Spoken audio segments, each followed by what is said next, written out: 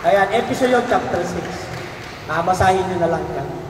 Na, andyan yung armor of God. Finally,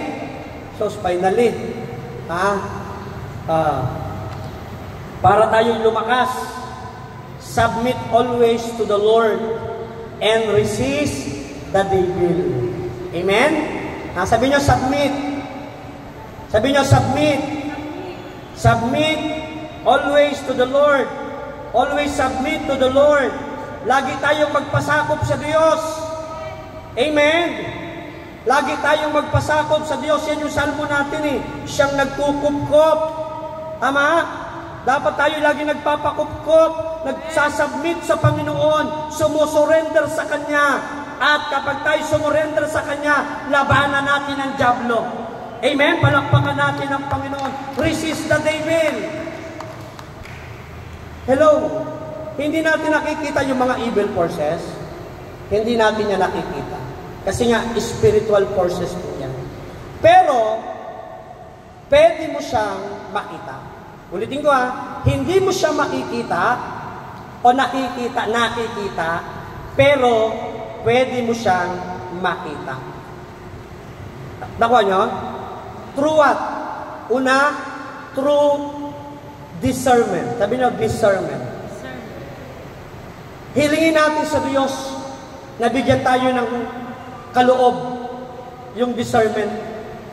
Ang discernment, mga kapatid ko kay Kristo, nakakaramdam siya ng isang sitwasyon kung ito ay mabuti o masama.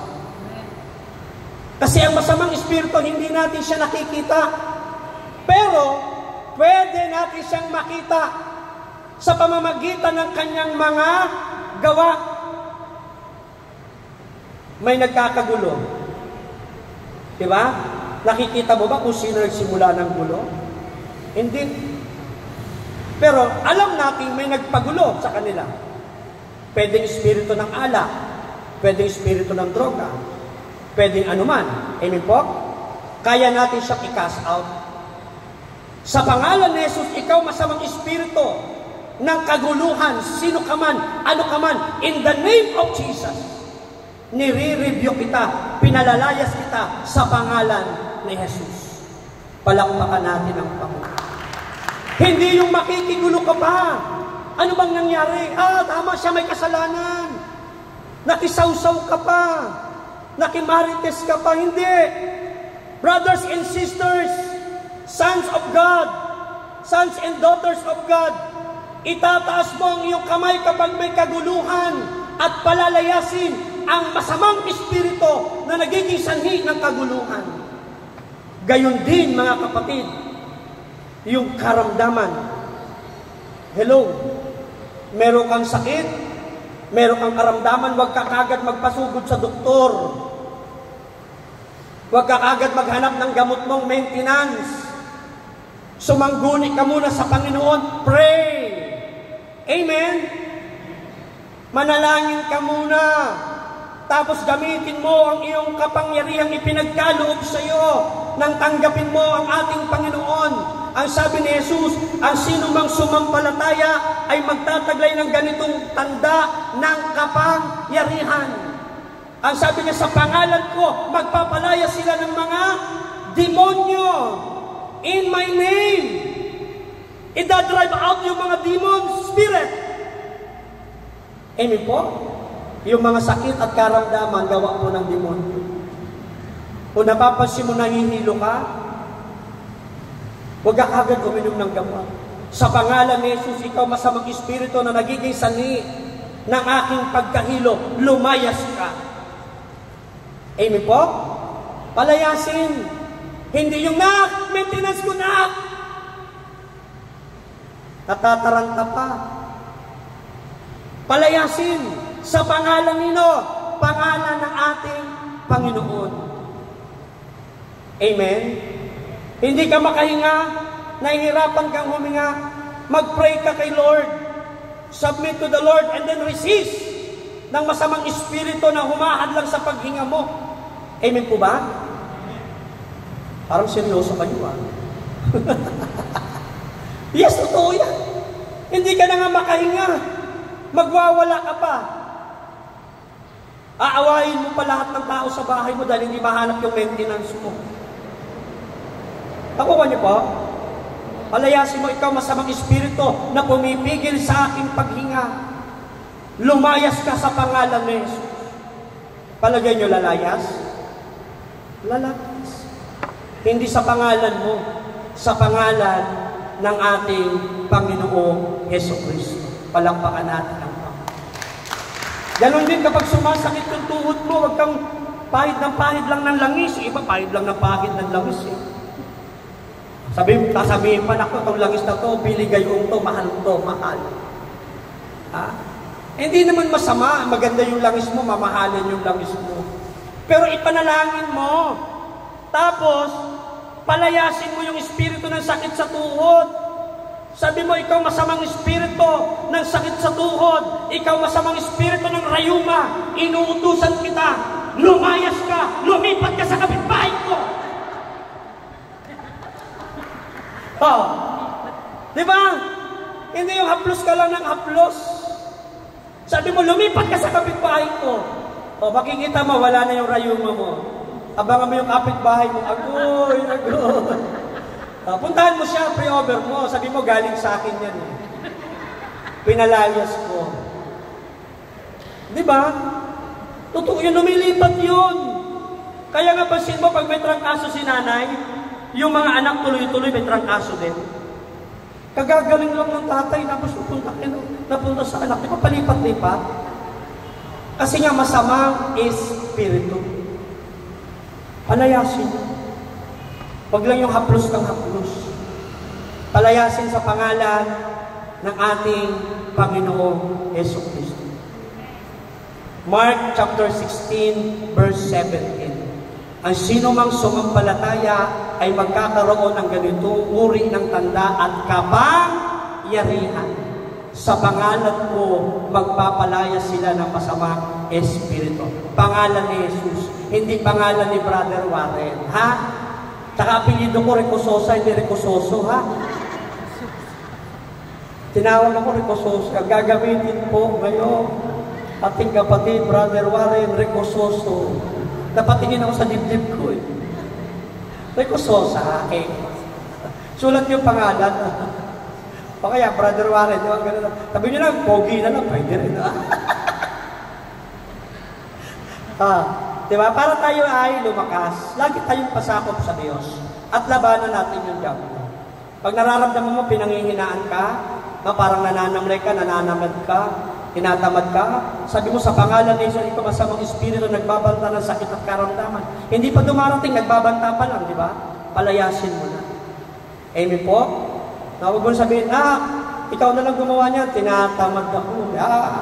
Yari ka, papasok espiritu ng katamaran. Nahirapan ka lang huminga. Sabi mo na, inatake ako ng sakit sa puso. O yari ka, sinabi mo. Diba? Kaya nga mahalaga mga kapatid, alam natin. In spiritual world, lahat po ng sinasabi po natin, yan po ay nagiging form of prayer. Nakukuha nyo? Lahat ng lumalabas sa bibig ng isang mananampalataya, yan po ay nagiging anyo ng pananalangin. Kung mabuti ang lagi mong sinasabi, mabuti ang mangyayari sa iyo. Kung maganda ang lagi mong sinasabi, maganda ang mangyayari sa iyo. Pero kung laging masama ang inyong sinasabi, may sakit ako dito, may sakit ako sa ganito, may sakit ako sa ganito, minana namin tong sakit na to, yan ang mangyayari sa iyo. Dapat bigyan ka ng award. Sabi mo, dahil sinabi mo yan, may gantimpala ka. Kaya, di ba, bibigyan ka ng certificate, diabetes. Lagi mo sinasabi, huwag mo sasabihin, sabihin mo lagi, kapag may nararamdaman ka na, magaling ka na, pinagaling na ako, ni Yahweh El Shaddai, malakas na ako. Amen! Purihin natin ang Panginoon. Purihin ang Diyos. Kahit wala kayong pera, huwag kayong magsabing walang pera. Kasi ang totoo, sa mga mukha natin, hindi tayo halatang walang pera. Oo, tingnan nyo yung katabi nyo, mukhang doon niya, tsaka doon, di ba? Kahit wala kayong pera, walang laman yung wallet, kung yung sabihin wala kayong pera, sabihin nyo may darating. May ibibigay si Lord. Pag hinanap na saan, darating pa lang. Amen? Diba? Kaya nga mga kapatid, kailangan nating magpalakas. No? Mag-aral tayo ng salita ng Diyos. Turuan natin yung mga apo natin, yung mga anak natin. Turuan natin manalangin, turuan natin magbasa ng salita ng Diyos. O kaya basahan natin muna, di ba? Na mga kapatid. At lagi tayong magpasako sa ating Panginoon. Amen? At syempre, labanan natin ang diabo. Hello? Labanan, huwag takbuhan. True prayer. Amen po? Palakpakan natin ang Panginoon. Tayo po tayong lahat. Mga kapatid ko kay Kristo. Ayan, praise the Lord. Isama natin sa panalangin, mga kapatid ko kay Kristo, at pasasalamat sa Diyos. Brothers and sisters, and divine guidance, protection, and Brother John Paul, Brother Joseph Alaspas, Brother Dennis and Dancel Trinilla, Brother Edward Lanusa, Sister Zendy Dargantes, pagpalain ng Panginoon, Sister Ella Luba, ibalik sa tamang pag-iisip si Brother Darwin Valdez, kalakasan at katatagan nila Sister Leia Gelendez at Brother Jerry Honhorato, magkaroon ng trabaho sila Brother Johnny and Brother Mauricio Vizcaino, lubusang kagalingan ni Sister Zeni Dargantes, pagpalain at kalusugan kalakasan kayo din kay Sister Nida, Sister Adoracion, Sister Pilomina, Sister Dolores, si Brother Gabi, Sister Gabi, Sister Elby, Sister Jocelyn, Sister Tiffany, Sister Maria, Sister Marieta, Sister Mary Rose, Sister Sheila Miguel, at lahat po ng naririto ngayon. Sama po natin sa panalangin, mga kapatid ko kay Kristo. Itaas po natin ating mga prayer requests. I know the Lord will answer all my prayer. Taas natin ating mga daladalahan sa Panginoon at yung mga personal nating intention sa Panginoon. Hallelujah. I know the Lord will answer all my prayer. I know the Lord will answer all my prayer. I know the Lord will answer all I pray. If I live a holy life, if I live a holy life, shall the road and do the right. I know the Lord will answer all my prayers. I know the Lord will make a way for me. I know the Lord will make a way for me. I know the Lord will make a way for me. I know the Lord will make a way for me. If I live a holy life, if I live a holy life, shut the road and do the right. I know the Lord will make a way. Sa ating sariling wika, alam mo may magagawa ang Diyos. Alam mo may magagawa ang Diyos. Alam ko may magagawa ang Diyos. Alam ko may magagawa ang Diyos. Kung ako'y maging tapat,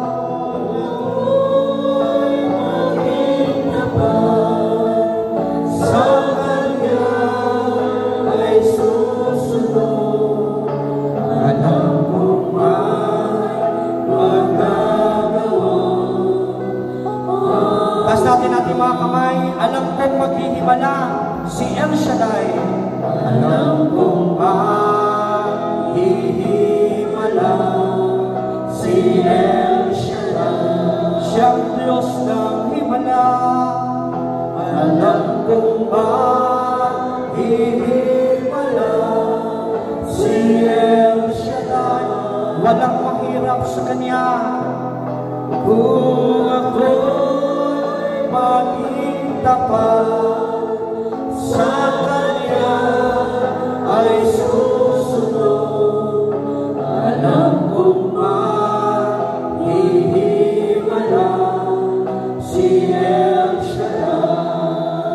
Manalangin tayo sa Panginoon. Ama naming banal, buhay at dakilang Diyos, Yahweh, naganap na ang iyong kalooban. Naipahayag na, Panginoon, ang pagsangkalakasan pang-espiritual. Sapagkat ang iyong anak na aming Panginoong Jesucristo ay tunay na malakas. Sa kabila na siya'y pinagbintangan, pinagbikaan ng bawang kasinungalingan, hindi siya nawala sa misyon. Bagkus, patuloy siyang nagturo at ipinahayag ang iyong kalooban. Sa gabing ito, Ama, o sa hapong ito, pagpalain mong lahat ng nakinig, silang lahat ng tumugon, ibaon mo ng malalim sa puso't isipan ng iyong mga anak sa lugar na ito. Pagpalain mong mabuting balita na aming pinagsaluhan. At dalangin po namin, aming Diyos, ipagkaloob mong kalakasan pang-espiritual sa buhay ng aking mga kapatid. Patuloy mo silang patatagin ang kanilang pananampalataya, patibayin ang kanilang pagtitiwala, at ang focus, Panginoon, sa misyon na inatang mo sa bawat isa. Manatili nawa, Panginoon, nakapako ang kanilang isipan sa iyong kalooban. I-bless mo dakilang Diyos ang lahat ng iyong mga lingkod mula sa coordinator, assistant secretary, ang treasurers, ang mga ministry heads, ang choir, instrumentalists. Pagpalain mo po silang ingatan, gabayan, sampu ng kanilang mga mahal sa buhay. Patuloy mong ipagkaloob ang kalusugan at kalakasan, Panginoon, pangkaluluwa. Patibayin mo sila sa anumang mga pagsubok, anumang mga daraanan sa buhay. Patatagin mo sila at bigkisin sa isang espiritu, bigkisin sa iyong pag-ibig at pagmamahal. Pagpalain mo kanilang mga kahilingan, Panginoon, at lahat ng mga narito ngayon. Ano man ang kanilang nais, extend your powerful hands and open the storage of your heaven, O God. Pour out your hundredfold blessing. And right now, brothers and sisters, open the eyes of your faith in the name of Jesus. I speak blessing upon blessing. I speak healing upon healing. I speak deliverance upon deliverance. Prosperity upon prosperity in the name of Jesus. Sa pangalan ni Jesus. At sama-sama namin, Panginoong, pinalalayas ang lahat ng gawa ng kaaway, ang masamang espiritu ng pag-aalinlangan, masamang espiritu ng mga takot, pangamba, kabalisahan, masamang espiritu ng mga sakit at karamdaman mula ulo hanggang talampakan in this afternoon, right now, by the powerful name of Jesus Christ of Nazareth. We rebuke you, we cast out you, we bind you in the name of Jesus.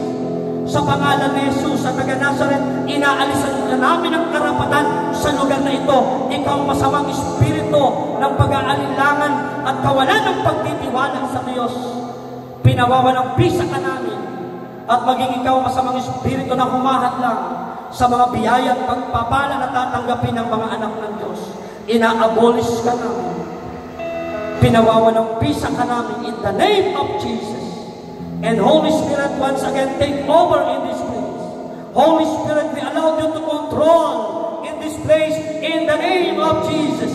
Puspusin mo ang bawat isa sa pangalan ni Jesus. Sa pangalan ni Jesus. Sa pangalan ni Jesus. Dakilang Diyos, Yahweh, maraming salamat. Pagpalain mo lahat ng kanilang mga hawak kamay, kanilang mga Biblia, pati yung langis, tubig asin, mga bags, mga wallets, sisiklan, gadgets, Panginoon, mga papeles, picture ng kanilang mahal sa buhay. I-bless mo din, Panginoon, ang aming servant leader, Brother Mike Sibilarte, patuloy mo siyang palakasin, palusugin, Panginoon, at makapagsalita na siya, O Diyos, ng maayos, malinaw, Panginoon, sa pangalan ni Jesus, bigyan mo siya ng mahabang buhay, kasama ang kanyang sister wife, ang kanyang mga anak, Panginoon, ang ministry ito, O Diyos, ang Council of Elders, patuloy mong pagalingin si Brother Rapi Dulis Reyes, i-bless mo mga misyonary mo, Panginoon, sa iba't ibang panig, O Diyos, ang bansang Pilipinas, maging sa buong mundo. Lahat na nagpapayag ng iyong mga salita, pagpalain mo, lalo higit ang aming Santo Papa, ang mga obispo, ang mga kaparian, ang aming mahal na pari sa lugar na ito. Pagpalain mo dakilang Diyos, Yahweh El Shaddai, at ng lahat ng mga diakono na naglilingkod sa iyo. Pagpalain mo din, Panginoon, ang aming kapatid, head ng Kalmana, Brother Justin Paula. Patuloy mo siyang pabanalin, palakasin at palusugin. Gamitin mo siya, Panginoon, upang patuloy na maipahayag ang iyong mga salita. Pagpalain mo, Lord God, ang kanyang sister wife, Panginoon, ang mga DIC, ang mga working committee, ang mga katuwang, ang mga support, ang mga naglilingkod sa iyo, ang mga kabataan, O Diyos, i-bless mo, Panginoon, makilala ka nawa sa pangalan ni Jesus. At ang aking pamilya, pagpalain mo, Panginoon, aking sister wife, aking mga anak, binabalot namin ang iyong banal na dugo, lahat ng naganap at nangyari, Panginoon, sa lugar na ito.